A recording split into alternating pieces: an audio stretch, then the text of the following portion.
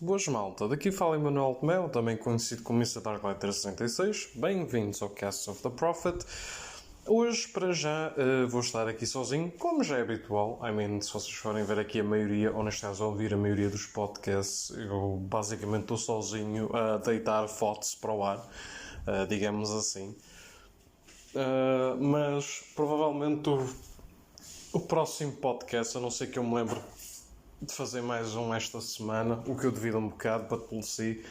Eu vou fazer um podcast com mais 2, talvez 3 convidados, se ele se portar bem. E portanto, esse será então um podcast especial sobre uma série horrível. E depois irão ver então do que é que se trata. Para já, eu decidi rever então alguns dos podcasts que eu tinha feito anteriormente. Eu já estou com um assunto a querer falar há imenso tempo, que trata-se aqui de um assunto sobre questões de animação e das massas e do desenvolvimento social e político em relação a como lidamos com certos conteúdos e até mesmo com a questão de que, por exemplo, na animação japonesa e adulta norte-americana, temos visto um desvio e uma crítica consensual em que a animação norte-americana ou está para adolescentes ou burra em geral, e a animação japonesa também está em meio de estupidificar, digamos, com certas reações e diálogos adquiridos, coisa que se nós víssemos os animes dos anos 80, 90 e early 2000s, a população também sendo um pouco mais nicho, era tratada de uma forma se calhar um pouco mais respeitosa, ou obrigar-te a teres que ver as coisas com mais atenção. Mas isso, para quem já possa estar a trigo ou não, eu depois vou justificar os pontos de acordo com a observação que eu vejo desde miúdo até agora, com pessoas de todo o tipo de faixas etárias e grupos financeiros de estudo, etc., que gostam de anime ou que apreciam animação adulta, ou até mesmo na questão de filmes e séries, que também dá para ter uma boa noção e tentar ver os fenómenos sociais à volta disso. But anyways, como eu estava a dizer, portanto, como veem, eu já tenho 2 podcasts aqui mais ou menos planeados, e eu, ao rever aqui a listagem, vi que, tal, Top 10 Kingdom Hearts Games, a parte 1 já saiu ou há meses ou até mesmo no final do ano passado, e a segunda parte ficou-se ali, escondida em Darkness, basicamente. E para tentar não fazer com que isto seja mais do que se calhar uns 40 minutos, porque primeiro, só estar a ouvir sem estar a ver é aborrecido. 2, eu adoro a dinâmica de estar a fazer podcast em grupo, acho que é muito mais interativo e obriga a pessoa a estar atenta a ouvir, porque são várias opiniões e várias conversas e vários inputs. Portanto, a partir de agora, eu vou tentar fazer um podcast isolado, quando sou eu a falar sozinho, de 30 a 40 minutos. Só estou mesmo a dar aqui a exposição das coisas, porque vou fazer mesmo um esforço. Portanto, não esperem ter novamente podcast de hora e meia, 2 horas, a não ser que eu esteja acompanhado. Porque se eu vir que a coisa se estende muito, nem que eu parta para uma segunda ou terceira parte desse conteúdo. E para não me cansar nem a mim, porque já falo 6 horas por semana com clientes com avarias informáticas, ou então para cansar também a pessoa que se calhar não está sempre a andar de carro a ouvir-me, ou bota lá fazer um grind no RPG e meter este gajo a falar e tal. Portanto, siga para a bola. O Sora, eu lembrei-me disto não só porque estou a planear estes dois podcasts, como eu vos mencionei agora na introdução, e na tentativa de alteração do canal em si, mas também por causa da sequência que, Sora, o impensável do impensável chegou até Super Smash Bros. Ultimate de Switch. O jogo que é considerado, pelo menos para mim e para muitos, o maior crossover de videojogos de sempre, e o Sora de Kingdom Hearts, o personagem mais eleito no Japão desde que Smash é uma Fang, ou pelo menos desde o tempo da 3DS, mind you. É um dos mais votados, se não o mais votado durante anos a fio, e mesmo no Ocidente também está sempre a metê-lo ou no top 1 ou pelo menos no top 3. Finalmente o Sora veio para Kingdom Hearts, o trailer de revelação foi lindíssimo, o descanso do Sakurai é mais do que merecido, e aparentemente os títulos de Kingdom Hearts, após o fiasco da Epic Games, vão até à Switch Cloud Online, o que para mim é mais outro fiasco. Portanto, uma consola handled, pensada nos japoneses que estão sempre agarrados ao marketing de telemóvel e a estar sempre na rua por trabalhos, tudo só tentativa de vida social, I guess. Não tem uma conexão Wi-Fi sempre assim tão estável para estarem a jogar pela cloud. E para estarem a jogar fisicamente, temos a Sony e a PlayStation, têm a Complete Edition por pelo menos uns 30 paus quando está em promoção na PS Store, por exemplo. O que me faz pensar que, sim, o fiasco caríssimo dos jogos de PC somente na Epic foi o que foi. E agora, finalmente, os jogos que eram tão pedidos na Switch, é isto ou Persona 5? E quando finalmente têm todos os títulos de Kingdom Hearts, tal, tens de jogar online, portanto, impossivelmente vais ter que jogar em casa.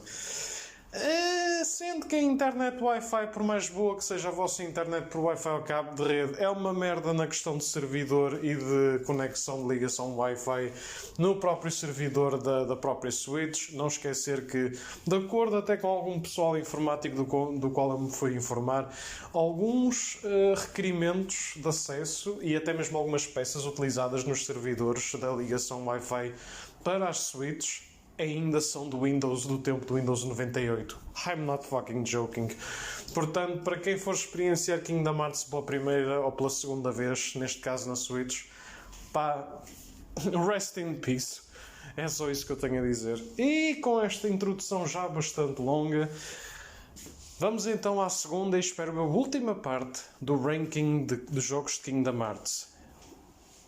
Antes de eu começar, não se esqueçam, é a minha opinião pessoal, eu vou tentar ser abrangente e minimamente direto quanto à questão, portanto não esperem reviews filosóficas e emocionais e com dramatismo de pianos ou whatever, como há certos YouTuber reviewers que, e tal, um jogo é 40 horas, portanto eu vou fazer uma review de 5 horas, comigo só a falar.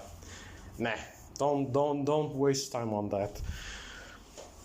E outra coisa também é que jogos como o Dark Road e em parte até mesmo o próprio Union Cross e a desgraça do Melody of Memory não estarão presentes.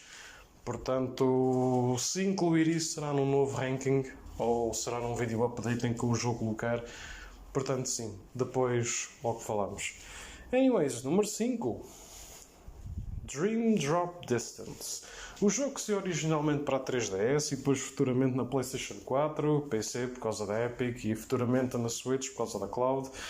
O jogo é basicamente um epílogo ou uma espécie de capítulo de enche-chouriças entre o Kingdom Hearts 2 e o Kingdom Hearts 3, que está quase a chegar. Finalmente, para além deste, tivemos o 2.8, que já falámos na parte 1 do Kingdom Hearts. Ambos os dois jogos finalmente move their plot forwards do Kingdom Hearts 2 a caminho do 3, porque por esta altura, com tantos capítulos de spin-off, durante os tempos do 1, do 2, entre o 1 e o 2, e antes do 1, tipo, por umas centenas de anos, at last, finally, we got this. Dream Drop Distance, however, é um jogo que, apesar de eu ter achado enjoyable, não me ficou muito pela memória. Então, como caraças é que está em número 5? Well, o jogo tem muita coisa para ser inesquecível. É um jogo com um pouco mais de plataforma à la Kingdom Hearts 1. Só reparar a situação dos saltos, a situação de certos movimentos das plataformas, o level design, é muito parecido com a sequência de alguns mundos no Kingdom Hearts 1. Portanto, este se calhar é o segundo jogo... fantástico, uma ambulância. É o jogo mais platform-like em alguns level world designs desde o 1. O que é sempre um comeback engraçado, por assim dizer. O Sora nesta viagem estará sozinho, não contará com os seus amigos sidekicks, Goofy e Donald, e poderão jogar com o Rico novamente, como no Rechain of Memories. Embora aqui, tal e qual como no Rechain of Memories, ambos têm os seus próprios conjuntos de habilidades, a situação de cada um joga fisicamente a utilizar a Keyblade ou a magia de forma ligeiramente diferente.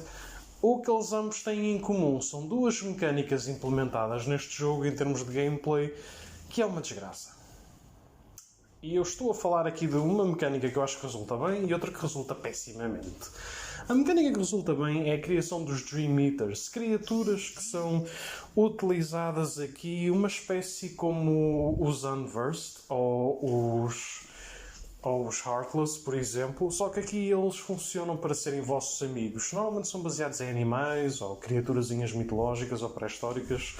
E eles ajudam-te e cada um tem uma habilidade especial e eles são utilizados no combate ou enquanto estás a andar pelo mundo. Enquanto combates os Nightmares, que é a versão negativa deles, por assim dizer, e esses sim são os minions / side bosses do jogo. Uma outra mecânica implementada apenas também neste jogo, o Dream Drop Dances, que eu acho que correu pessimamente mal, foi uma cena de gauge. Quando eu falo de gauge ou de gods, ou whatever como queiram dizer, quando jogas com o Sora, mesmo que seja a meio de um boss, por assim dizer, onde reparar que tem uma espécie de uma barra de preenchimento com um número a cor-de-rosa. Essa barra, quando chega a um determinado ponto, começa a apitar e o próprio personagem, como uma espécie de um anime qualquer manhoso, começa a desmaiar pelo ar e, suddenly, és obrigado a jogar com outro personagem, neste caso com o Rico, e vice-versa, assim que acontecer com o Rico.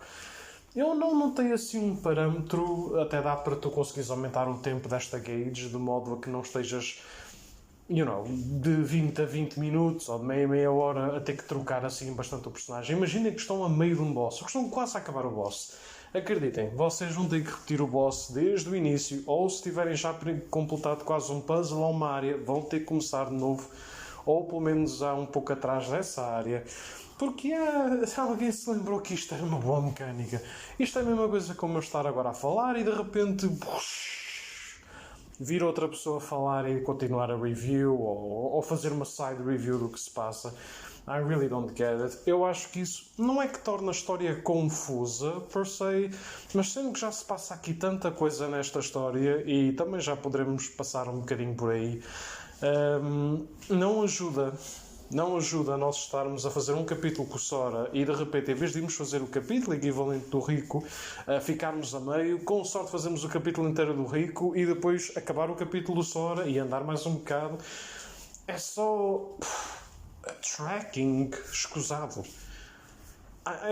Com a cena dos rails, das plataformas, sim, porque o Sora e o Rico agora podem-se agarrar tipo a postes ou a carris, tipo Sonic, digamos assim, e podem usar isso quase como uma espécie de speed platforming, tanto com melhorias no platforming e no level design do jogo. O jogo é bonito para um jogo de 3DS, mind you. Os gráficos das cutscenes são estilo PlayStation 2, mas em termos de world building e tudo, está a um nível fantástico na 3DS e principalmente na PS4 também.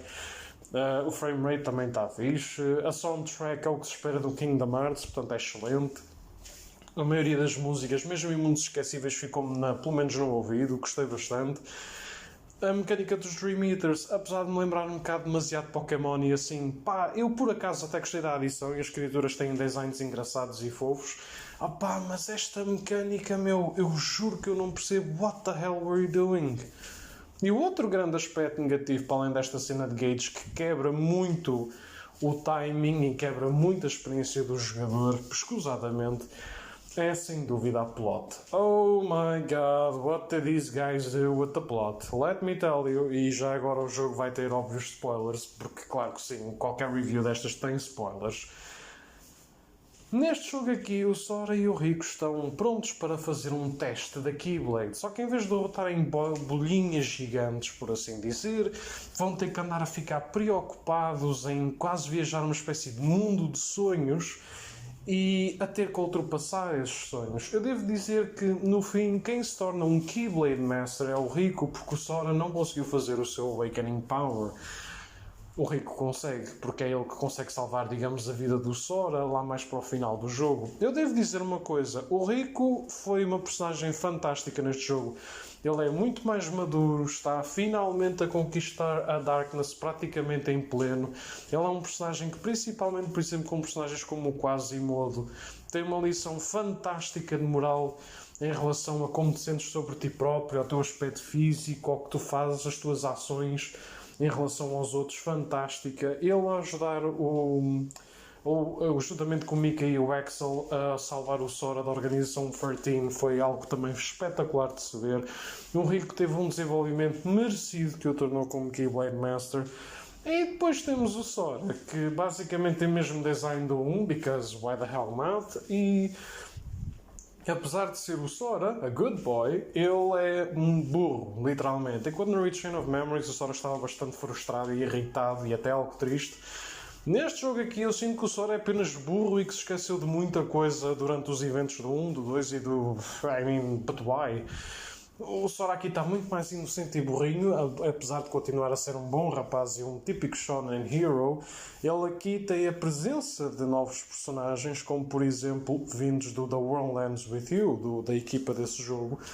Porque esse jogo foi um sucesso no Nintendo DS, pelo menos no Japão, visto que no Ocidente é novamente o nicho, que é fã de ou RPGs ou de jogos stylish.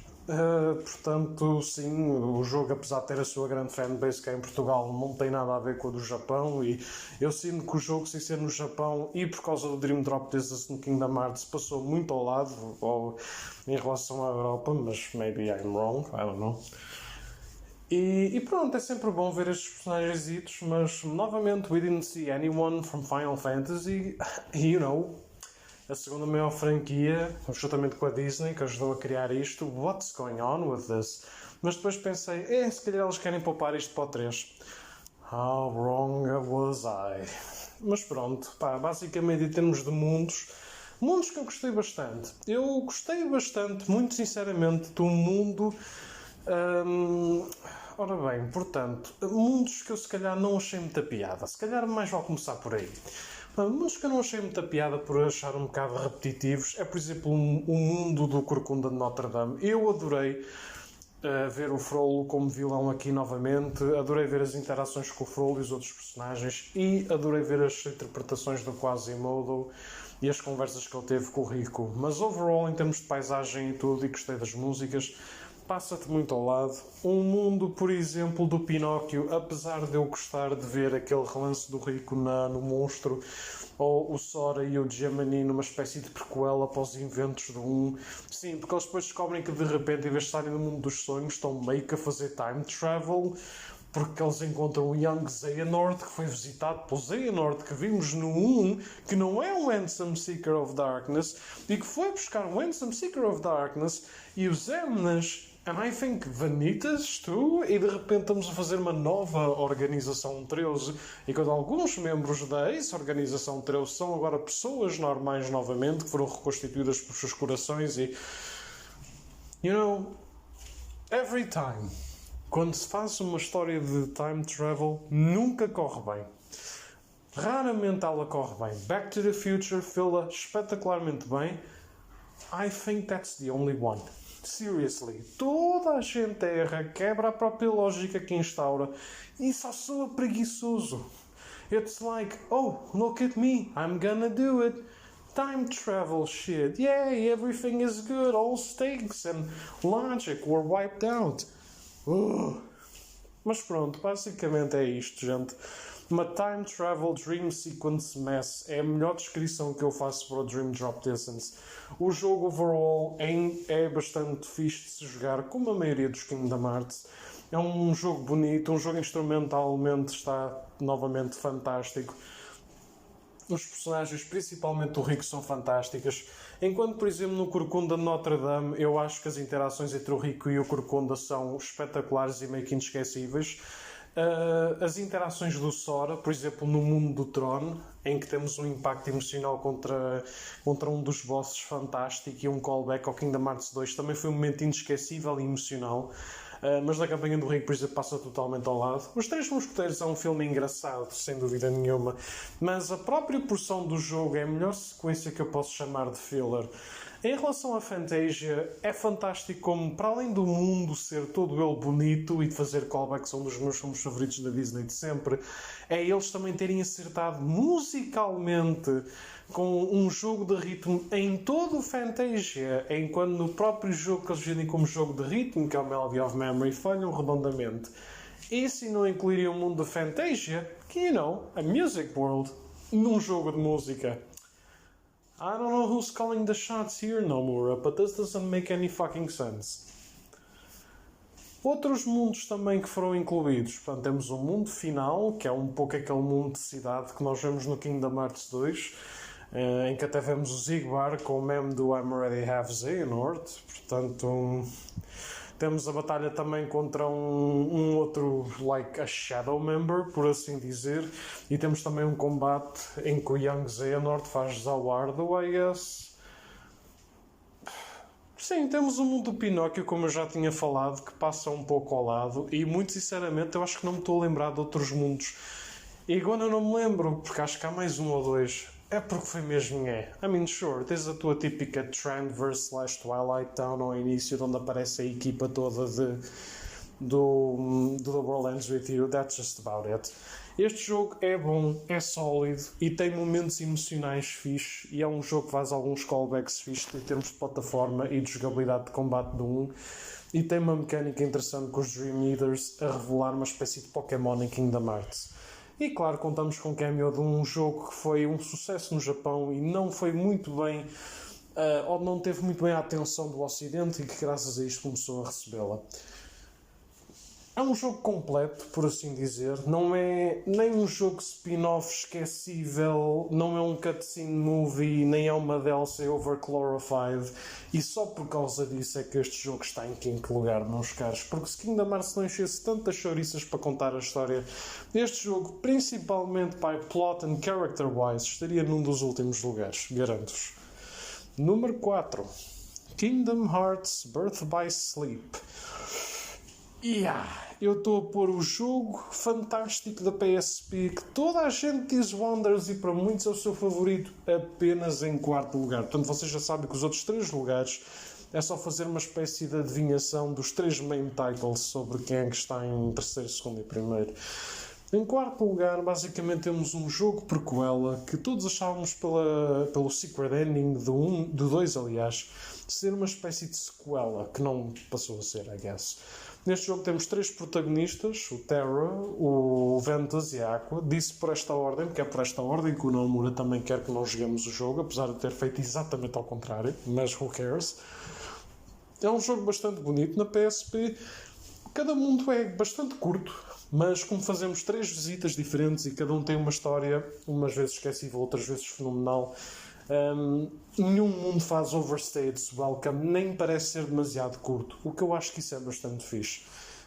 Este jogo era o que o Dream Drop Distance queria ter sido: boa história, há investimento emocional, os personagens são um bocado placas de madeira, mas then again é um pouco mal das personagens de Kingdom Hearts, apesar de muitas serem fixes e inesquecíveis, temos outras que literalmente são um estereótipo andante ou então uma placa de madeira, mas pronto.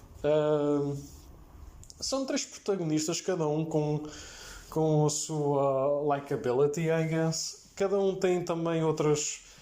tem características. O Terra é, por exemplo, o irmão mais velho, o gajo que usa muito defesa e ataque, e isso nota-se porque ele é um tanque com Keyblades que fazem dano físico astronómico, e ele basicamente é o Anakin Skywalker nesta história, porque depois de ele ser negado o ranking de Master Xehanort, que é basicamente o Palpatine, desvia o caminho para o bem ou para a tentativa de chegar à luz do Terra, e basicamente faz sedução para a Darkness e para o poder, e apesar dele ter acordado e de ter mostrado que era uma boa pessoa, já foi tarde demais, e basicamente o corpo dele passou a ser o hospedeiro ou o vessel do espírito do Xehanort, enquanto a sua glittering armor passou a ter a sua própria consciência e tentou derrotá-lo, e didn't work. Cenários onde o Terra acho que esteve fantástico foi em 2 cenários. 2 cenários a recordar que foram no mundo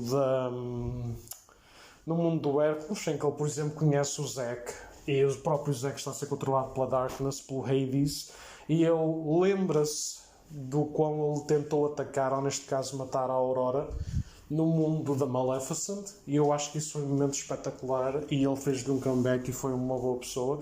Outra também foi, lá está, no mundo da Maleficent, em que ele basicamente tenta matar a Aurora, porque a Maleficent já está com o plano das 7 princesas, e ela própria menciona o Xehanort, por exemplo. Portanto, ela já está a fazer o plano de prequela que vamos ver para o 1, depois aquele grande plano em que ela é uma espécie de uma grande vilã, que depois infelizmente virá a Jessie do Team Rocket. E sim, a Maleficent aqui é fixe. As interações entre ele tentar lutar contra a Darkness e ver o quão está errado esta situação também é fixe. Gosto de ver o Terra a ter uma espécie de não digo uma relação com a Cinderela, mas a ter ali uma óbvia química engraçada, a levá-la a tostir e tal no bolo e tal, é giro. Em termos de mecânicas, lá está. É o teu típico Kingdom Hearts game. Tens um level design do mundo, saltas, corres, andas por lá, keybladeadas, press X. Neste caso, o Terra tem bastante defesa e ataque físico e pouco ênfase na magia. That's just about it.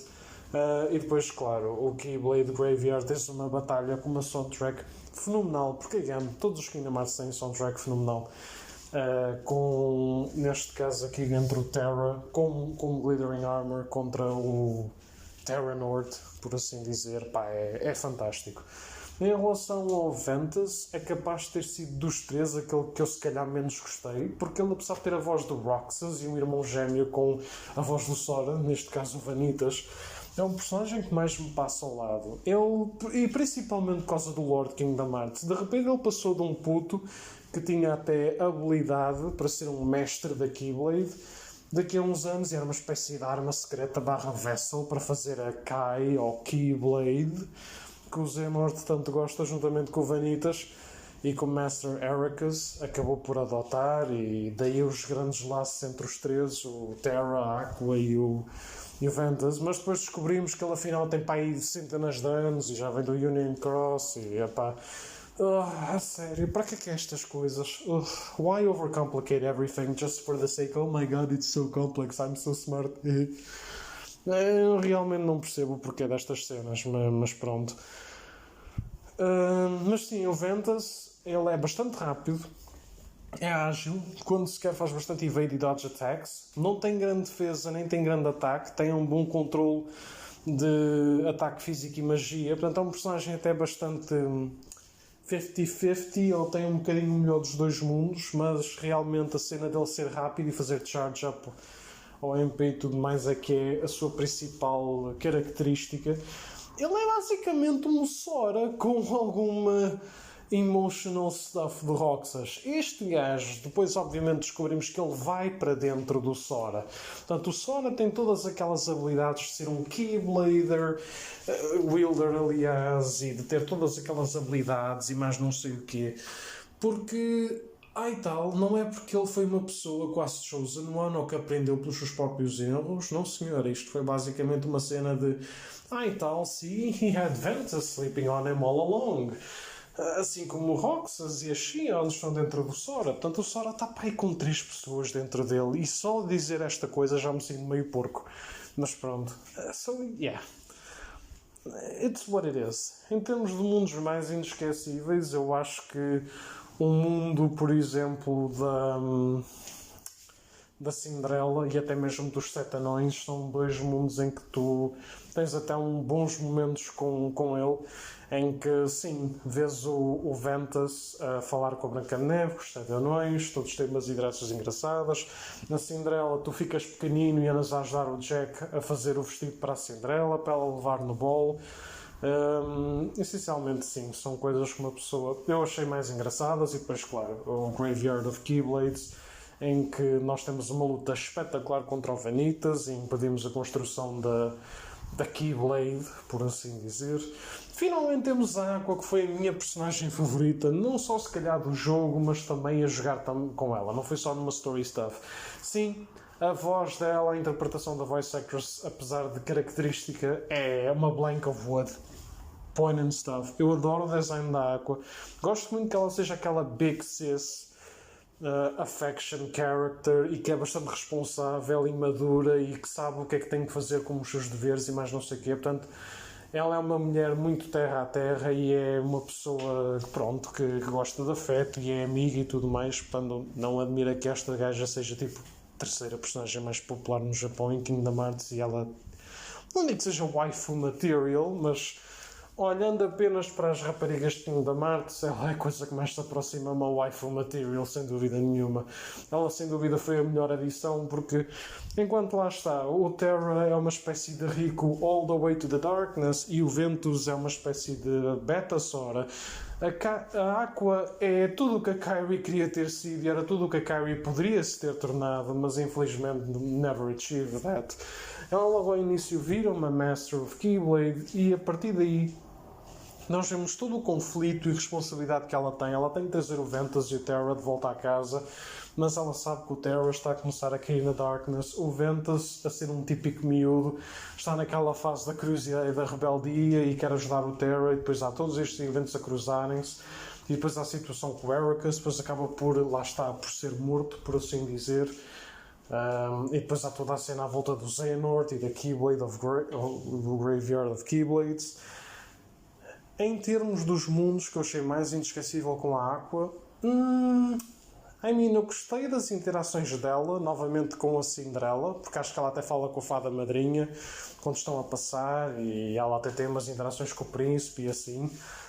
Também gostei de ver, por exemplo, no mundo do Peter Pan, porque sim, temos o mundo do Peter Pan aqui, by the way, é o último mundo, Alaska Kingdom Hearts, antes do combate final, em que ela tem literalmente um ataque e começa a atacar o Vanitas, porque o Vanitas vai lá e parte a caixa das lembranças que os miúdos e o Ventus deixaram lá após terem derrotado o Captain Hook e assim, e as interações foram engraçadas e o combate foi bastante emocional em si, foi fixe. E depois, claro, o Keyblade Graveyard também é sempre uma boa secção. Ela aí enfrentou o Vanitas novamente, and that was about it. Depois de conseguirem ter as 3 campanhas realizadas e terem tido todos os Xehanort File Records, vocês desbloqueiam um modo final. Esse modo final, basicamente, permite-vos jogar com a Aqua uma última vez durante cerca de uma hora e meia, 2 at best. Nesta componente aqui, nesta parte, vocês estão a ver o epílogo da história, uma espécie de um prologo para os eventos que acabam por acontecer no Kingdom Hearts.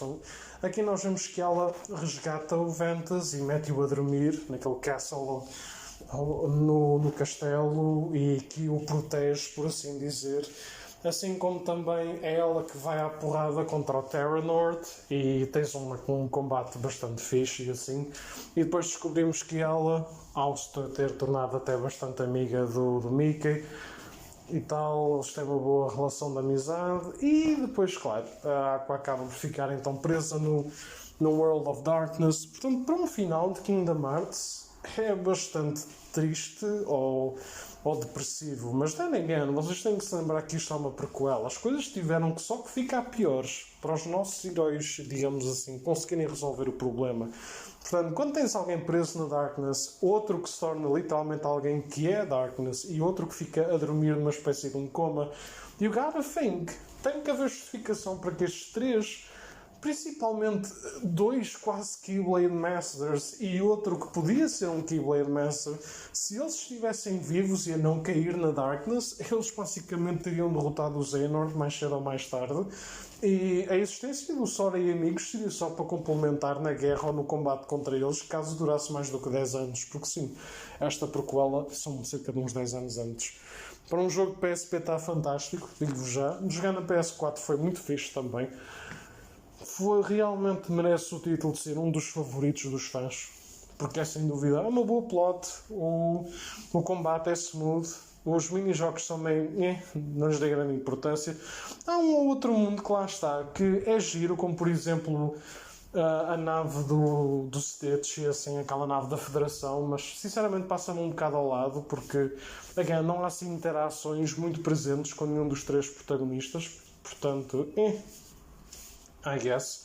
Mas o voice acting foi bom, tirando uma outra pessoa, looking at you, Aqua, e foi giro ver como é que os nossos 3 protagonistas, Riku, Sora e Kairi, conseguiram ter uma espécie de uma proteção divina barra how to gain protagonism power daqui a 10 anos. Portanto, sim, as pontes foram todas ligadas, e foi também interessante ver Organization for Team Members serem umas pessoas normais, sem ser no Dream Drop Distance, depois de terem ficado com os corações de volta. Portanto, sim, foi giro de se ver. E foi giro ver o Xehanort original a fazer Pulling the Strings. Portanto, ele é um vilão bastante inteligente e competente. I really liked it. 35 minutos, gente. Should I continue? Né? Acho que é melhor não. Porque senão começamos... Eu se começo a falar na Entry 3, a coisa ainda vai demorar um bocado e eu não sei quanto tempo é que isto ainda poderá demorar. Portanto, fazemos assim. Isto vai ter provavelmente uma parte 3, quiçá ainda uma parte 4, depende de quando é que eu me alongo. Mas, then again, como vos disse, eu vou tentar não puxar muito os podcasts quando eu faço sozinho. Nem para ser cansativo para mim, nem para ser cansativo para nenhum de vocês. Porque eu bem sei que a malta se distrai ou não liga e vai-se embora. E como eu já tenho poucas visualizações as ereze, sinto que vou estar só a fazer trabalho só porque sim. Portanto, maltinha, vamos então deixar o Kingdom Hearts se calhar ter uma parte 3, não digo amanhã, mas se calhar uma quarta ou uma quinta-feira, daqui a 2 ou 3 dias. Eu vou tentar publicar o podcast já amanhã, na terça-feira, e se calhar quarta ou quinta faço então um outro vídeo, ou neste caso um outro áudio, um outro podcast, a dizer-vos os lugares 3, 2 e com alguma sorte o número 1. Again, vou tentar fazer um registro breve, conciso, com prós e contras que eu gostei dos jogos para explicitar o meu ranking. Não é, again, isto é um ranking com alguma cobertura de review, não é uma review completa a todos os jogos, porque eu sinto que para fazer uma review completa precisaria de um quarto de hora, 20 minutos, às vezes para alguns 30 a 40 minutos para cada um dos jogos, e obviamente que eu não vou fazer. Eu fiz uma espécie de review ranking também para os 5 jogos de Uncharted, correram bastante bem, e eu demorei para aí que uns 40, 50 minutos, máximo 1 hora, portanto se eu consegui fazer para eles, também é de certamente conseguir fazer para estes, embora demore mais, porque também são mais jogos.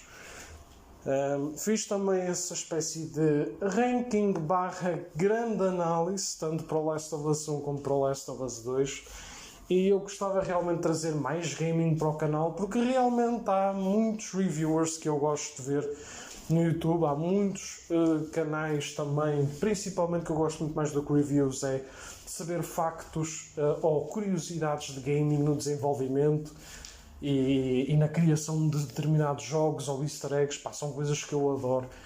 E realmente olhar para o backlog que eu já bati ao longo dos anos e que ainda está por acontecer, porque eu obviamente tenho mais jogos ainda por jogar, com tanta franquia que eu realmente já joguei, e sendo que já toquei em Last of Us e já toquei em Uncharted, e espero eu esta semana acabar Kingdom Hearts, eu se calhar faço um poll no Instagram ou assim com 4 ou 5 franquias e vou-vos pedir se calhar esta cena. Em vez de fazer uma review para cada jogo ou para os jogos que estão a sair, e para não estar a fazer um top 10 / à la Dumb Mojo, por que não fazer uma espécie desta situação assim? Uma espécie de um top 10 com cobertura de review, mas não é bem top 10, porque há franquias que não dá para fazer um top 10, mas mais uma questão de ranking em certas franquias de jogos que eu joguei, e tentar, de uma forma mais ou menos direta, com alguns spoilers, claro, fazer então prós e contras de cada jogo, o que mais me marcou. Porque lá está, cada um tem a sua experiência, eu também gostava de ouvir a vossa. Daí não me ter estendido como se calhar fiz na parte 1, porque realmente eu quero mudar a maneira como faço estes podcasts, estes vídeos. Mas pronto, that's about it, folks. Espero bem que se tenham divertido. E a continuação, um resto de uma muito boa tarde para todos vocês.